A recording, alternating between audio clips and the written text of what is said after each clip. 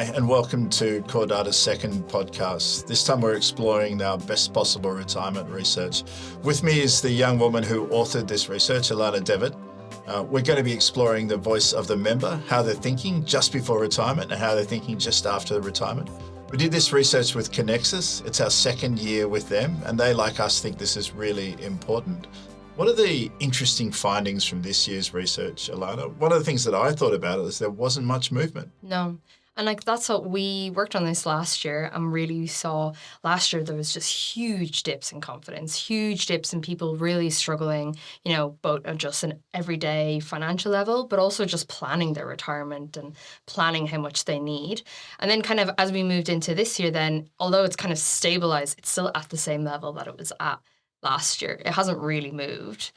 Do you think the confidence is a factor of external forces like discontinuity in the world, uncertainty around wars, or do you think it's confidence in people's financial futures? Yeah, it's a few things, because you kind of get like different cohorts of people within this, and those that maybe are in a little bit better of a financial situation, they can often be a little bit more financially literate, and they're more aware potentially of what's going on in terms of their super, in terms of how, global market pressures affect this. But there is also a group of people that are just struggling. They're struggling with the everyday costs. They're struggling, feeding their kids.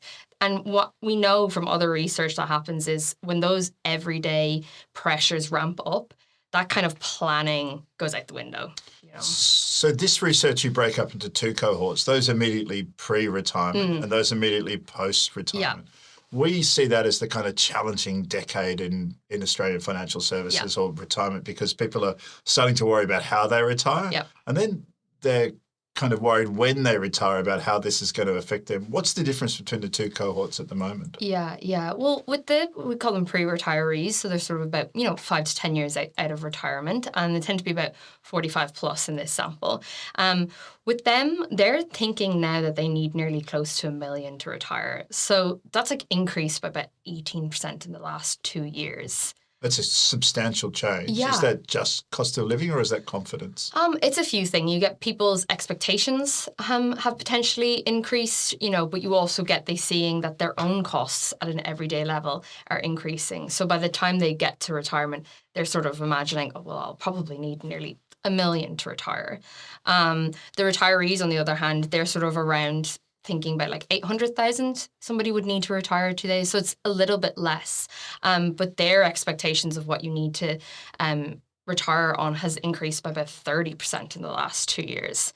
So there's something kind of quite interesting going on between the two groups. So when you did this research, you created two cohorts. You created pre-retirees, those about 5 to 10 years out from retirement, and those who had immediately retired. Yeah. What were the critical differences between those groups? Yeah. So between the two groups is you find that pre-retirees tend to be in more kind of financial distress than retirees. We know this anyway from other research as well. Is that affected by wealth, or is just everyone concerned as they come to it? I think concern as they're coming to it. There's a bit of anxiety as they move into retirement. They're also still in that planning stage. They're still trying to get their ducks in a line, where they're really still in that accumulation stage. Potentially kids are in college, that kind of area, where by the time they've retired, they're it's a little bit of more settling. It's, the plan is already in place. That helps with confidence. And we know that that's where the kind of differences can lie in that. We also know that older Australians do tend to be more wealthier than younger Australians, and especially, that 45 plus age, they're under a lot of financial pressure at the moment. So that's challenging. When you think about the way in which those groups are engaging with the marketplace, the superannuation landscape is constructed of 3 or 4 different kind of big players. There's the retail funds, there's the profit for member funds, there's the industry funds in those groups. Were there any significant differences that you saw emerging between those? Yeah, I mean, that's where the market and the industry as a whole kind of diverges is among this. And some of the funds are doing really well on the pre-retiree accumulation stage, and they've really gotten that message right, but then they're struggling with the retirement part of it. And the others, it's the other way around. But the one thing that the research for the second year in a row has shown is that the smaller funds, especially the smaller industry funds, they tend to do much better on satisfaction, trust. They tend to have their communication is read much more by members, and just overall their members are a lot more engaged. We noticed that when we were reading it, you and I together, and the funds like NES and NGS are creating great intimacy with their members and doing that in a way which allows them to understand what's going on. Both their high balance and low balance members seem to be relatively well satisfied because they had an idea of certainty. Can the large funds do that at scale? And if so, who's doing it well? I mean, UniSuper is a great example of it. They are third year in a row top of our index score, so that's in itself. They're doing that retirement preparedness part really, really well, and they're doing the retirement satisfaction part really well. And what it's down to, like, we've quite a close relationship with them. They participate in the research, and what they're doing is really interesting. They are just such regular communication with their members, so it's so agile. It's a case of the minute anything happens. So, for example, with Trump and all of those, the tariffs and how much that disrupted people's managed accounts, is that, they get on straight away, they're reacting to it, they're sending out messages to their members, they're reassuring, they're saying, no, we've got this, we understand, what's going on in the wider market. And that kind of transparent and regular communication, that's what lends itself to members being able to trust in their fund. So you do the member engagement research for CoreData as well. The fast movers in trust in the past research that you did were Aware and Australian Retirement Trust. They both did exceptionally well. And it's wrong to say they came from nowhere, but they're certainly starting to lead that. Are you starting to see that move into the other parts of the research with them? Yeah, I mean, they did really well as well in Best Possible Retirement. They kind of sit, at the top to the kind of middle of the pack of the index score. And it's just really clear of, like, when you're communicating with members, their confidence goes up in you as a fund. And that in turn lends to them being able to plan better for their retirement. They tend to be better educated on what they need to do. And the one thing as well is with these kind of services like online tools and calculators and kind of saving and budgeting tips, we've seen how much that really improves members' lives because it gives them that kind of DIY control over their financial situation and just overall helps them, increase their confidence because they're actually starting to put that plan in place for their retirement themselves. You've been with us a little while. In the time that you've been working with us, we've seen this kind of benign confidence in the superannuation shift to a sort of criticism of the financial services area and including superannuation in that area. People are starting to say, well, these businesses are so large now. They collect 12 cents in every dollar earned in Australia. So there's a lot of criticism emerging. There is, We recently had our research covered in the AFR and it was fairly confronting. What are your thoughts on the way that people are thinking about that? Yeah, and it's interesting. And that article, we've got so many people commenting on it and, asking us questions then about the research from it. I mean, we kind of tend to take a more neutral approach as an independent agency. But ultimately, what's quite interesting and what's really clear in that report and that article in the FR is how much the industry is starting to get involved in the conversation. We had quotes from UniSuper, we had quotes from CBOS, we had quotes from ART and Aware. And so, it is a wider conversation and it takes everybody, and it takes, the likes of us as an independent kind of consultancy, the individual funds, the regulator as well, kind of overall just how can we improve Australians' lives? So that's the point of us, I guess. I mean, one of the things that I want to talk about and really base CoreData on is this contest of ideas, not ideologies. Yeah. Ideology really exists in this industry in a way which it doesn't in others. What do you think that means to the member or the customer? Do you think they benefit from that? I mean, there's some ways they do, but in other ways it's quite constraining, isn't it? So what do you mean, as in with their ideology, just ideas in general?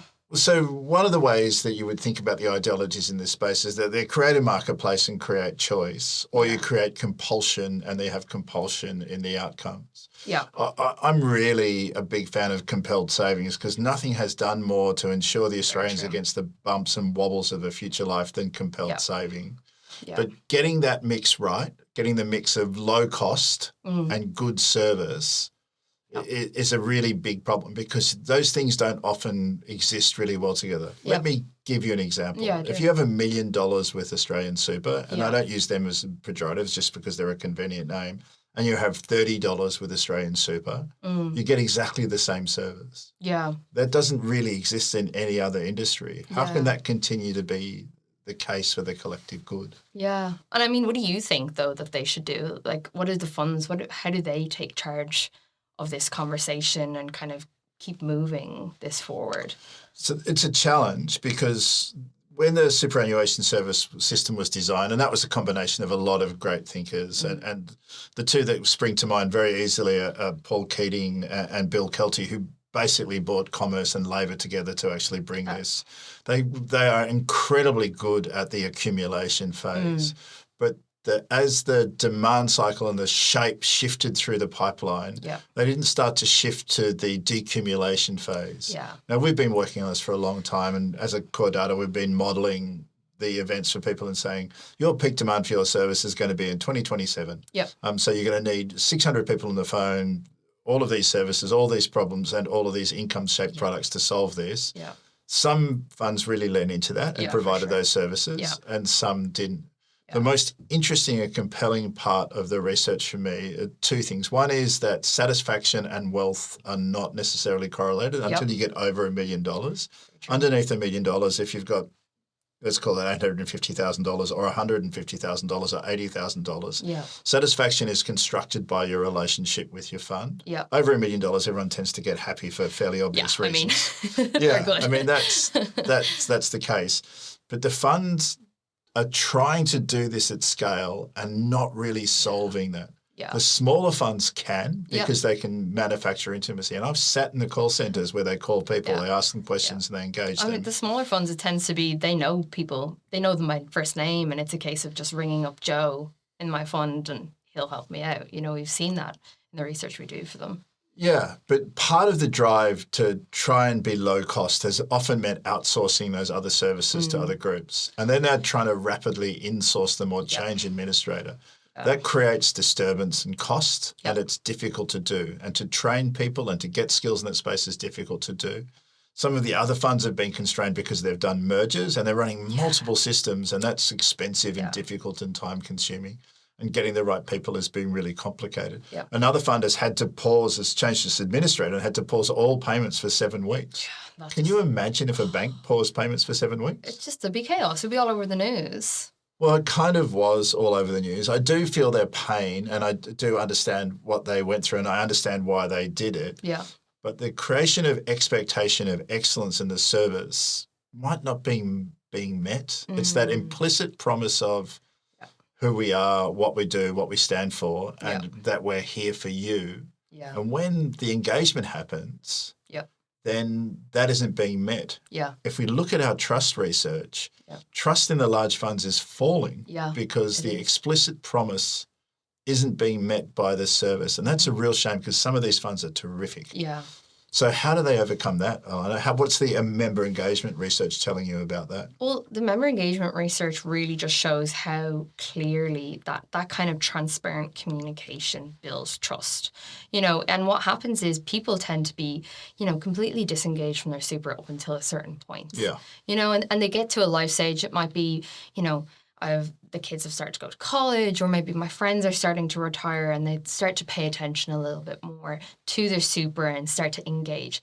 And it's at that point that the fund really needs to be able to catch those people. So understanding those trigger points and being able to start targeting that messaging, you know, gradually and kind of help them build that path into starting to plan and think seriously about their retirement. And once a fund is there to almost catch those people as they're coming in to engage back in with their superannuation, that's what helps them feel in control. It helps them, you know, trust in their funds and helps them stay in the fund right up through retirement, because we are seeing a lot of people switching as they're starting to engage. 17%, I think it was. 17%, which is... But the other thing that I saw in the research you did is that one of the common things that people do is take a lump sum now. And then they buy crypto. Yeah, it's a really interesting trend that we're seeing, and it's really down to control. It's a lot of the times people thinking, oh, I could probably do this myself. Yeah. Yeah, and they're putting it, in SMSFs or like this, they're investing it in themselves. And some of the things that we're seeing increasingly being invested in is crypto, and gold, managed funds. With a drop in sort of Australian equities and international equities and investment properties. But that means they don't understand, if once they're removed from the taxation system, they don't understand the tax implications of it. Yeah. So that's a big thing, and that's a big gap, is this like education gap. And who fills it? Is it the superannuation funds? Is it up to them to educate it? Is it financial advisors? that's a tricky one. And there's a lot of superannuation funds who are trying to do that. I often wonder whether that's the best use of members' money. And there's an argument for it, but there's also an argument against it, that their only role is to provide financial outcomes for their members. And education is, I guess, a part of that. Yeah. We titled this The Best Possible Retirement because when we think about this, and this is work that we've done with the Connexus, guys in Connexus, it's really important to acknowledge who they are and what they've done and their involvement with this for the past couple of years. Because in sitting down with them, we were really focused on the idea that superannuation funds cannot make people richer. Yeah. They can't make them save. They can't educate them. They can't get people to defer pleasure, but they can deliver the best possible retirement for people with the money that they have. Yeah. And that's kind of the most important thing that they're working on here. When people are manifestly making foolish decisions, it means there is no advisor in the chain. Yeah. Superannuation funds are leading into providing advice. We have correlated data with that. And what's that tending to show as people retire, whether they're advised or non-advised? Well, we know that people who receive advice, they tend to be much more confident about their retirement. We know then when they actually land in retirement, they're much more satisfied. Their sort of expectations are met. It's sort of exactly what they expected. And they also tend to have a lot more control over their finances as they go in. So it's all less of a surprise. And then them just overall more satisfied, more happy, or more confident. If you were going to summarize this research and say to people, the most compelling finding of this research is, what would that be? Ultimately, it is education and how important that is. At that sort of 45 plus, as people move into that kind of engaging with their super fund, the level of education is needed is pretty vast. But when people get it, their lives are fundamentally changed. One of the things that we really think about at CoreData and we work on really hard is voice of the member research. And this is pretty clear voice of the member research. If you were to summarize the voice of the member at the moment, what are they saying? They need help. People are really under a lot of pressure. They're looking to institutions to kind of give them that advice and guidance that they're struggling to find at the moment. And they just want that kind of transparency and that communication from funds to help them understand these kind of complex financial problems they're facing into. One of the other things that we do is by doing research with a big sample, and it's pretty easy to find people who've got superannuation in Australia, given that it's compulsory. And constructing the measures that we were, which are, customer satisfaction, NPS, customer effort scores on all the things that we're talking about, is that research creates hierarchies. The hierarchy in this research for the funds where we have decent sample is between a 4 out of 10 and a 6 out of 10. That's a big range. Everything else in the industry is in a very narrow range. If we took it from other people, like the tiny little funds that we don't really get really good sample, they're even higher in terms of satisfaction. What explains that range to you? Well, ultimately, you've kind of got a, diverse of what their approach is to their members, and it kind of does lend to those hierarchies, the ones that are getting both parts right. So the both parts that we talk about is that retirement preparedness and the retirement satisfaction. And what happens is, like I was saying at the beginning, of some of the funds are doing that kind of preparedness part really well, but they're not doing the satisfaction in retirement part really well. And then that sort of breaks up then the scores and kind of lands where the ones that are really successful kind of sit up at that 60 mark that we have is the ones that get both parts right. So looking at that, UniSuper is a big fund. It's been around a while. It's very well kind of thought about and structured. They do lean hard into the communication part of what they're doing. It's a common misconception that UniSuper is full of professors. There are actually fewer professors than gardeners working at universities. Yeah. So their range of client wealth is pretty broad, yet, and we have a range of responses from people to high balances to low balance, yet their satisfaction is routinely high. So how are they solving that across the spectrum? Is it because they use video? It's because they don't rely on web? It's because they don't rely on letters? What's explaining that to you? I mean, it's a few things, right? It's the communication part that we've talked about. But the other thing that UniSuper have really gotten right is kind of taking charge of that education piece. Their online tools and calculators are really used by members, and members really taking charge of their retirement and planning, but being encouraged to do so by UniSuper. They also offer financial advice services to their members as well, and the value of advice is just incremental to people's lives. So that is lending to itself. And when you put all of these things together, you get a very happy member at the end of the day who's pretty prepared for their retirement. Thank you very much, Alana. Thank you for taking the time to listen to CoreData's second podcast in this series. If you want to know more, we're pretty easy to find on the web. I'm Andrew at coredata.com.au. You can subscribe. You can join our panel of experts. We'd love any questions you have on this space. We're really, really interested into how the way in which this is performing in Australia. The next 20 years are going to be fascinating as about 2 million people move into retirement.